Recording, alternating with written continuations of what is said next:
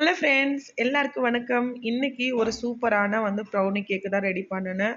First time brownie cake ready பண்ணினேன் என்னோட new ஏர் ஃப்ரையரில். போதுமான அளவுக்கு சாக்லேட்லாம் சேர்த்துட்டேன், மெல்ட் பண்ணிவிட்டு டபுள் பாயில் மெல்ட் பண்ணிவிட்டு சேர்த்துட்டேன். ஆனால் மேலே சேர்க்குற சாக்லேட்லாம் பார்த்தீங்கன்னா பசங்க எடுத்து சாப்பிட்டுட்டாங்க.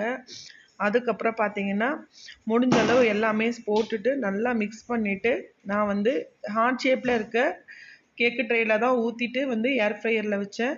அந்த ஈவனாக இருக்கிற அந்த அந்த ட்ரே வாங்கணும், வாங்கிட்டு தான் ரெடி பண்ணணும் இன்னொரு வாட்டி. இப்போ ஃபைனலாக மேலே டாப்பிங்ஸ் எல்லாம் நட்ஸ் ஐட்டம்லாம் பவுடர் பண்ணிவிட்டு போட்டேன். இருந்த கொஞ்சம் சாக்லேட் மேலே போட்டுட்டேன். ஆல்ரெடி உள்ளே நான் கொஞ்சம் சாக்லேட் சேர்த்துருக்கேன். கொக்கோ பவுடர் எல்லாமே சேர்த்து தான் பண்ணியிருக்கேன். பார்க்கலாம் நம்மளோட நியூ ஏர் ஃப்ரையரில் எப்படி வருதுன்னு பார்க்கலாம் அப்படின்னு சொல்லிட்டு ஒரு ட்ரை தான் இது. நான் மெயினாக ஏர் ஃப்ரையர் வாங்கினது கபாபு, க்ரில்லு, அதுக்கப்புறம் 65 பண்ணுறதுக்காக வாங்கினேன். கேக்கு வருமானு எனக்கு ஒரு டவுட். ஏர் ஃப்ரையரில் சூப்பராக வந்துருந்துச்சு. அதாவது 180 டிகிரி செல்சியஸில் நம்ம ஒரு 5 நிமிஷம் முன்னாடியே ப்ரீ ஹீட் பண்ணிக்கணும். அதுக்கப்புறம் பார்த்தீங்கன்னா 20 மினிட்ஸ் டைமில் வச்சு எடுத்த சூப்பராக ஏர் ஃப்ரையர் கேக்கு ப்ரௌனி கேக்கு ரெடி ஆகிடுச்சு. எப்படி இருக்குன்னு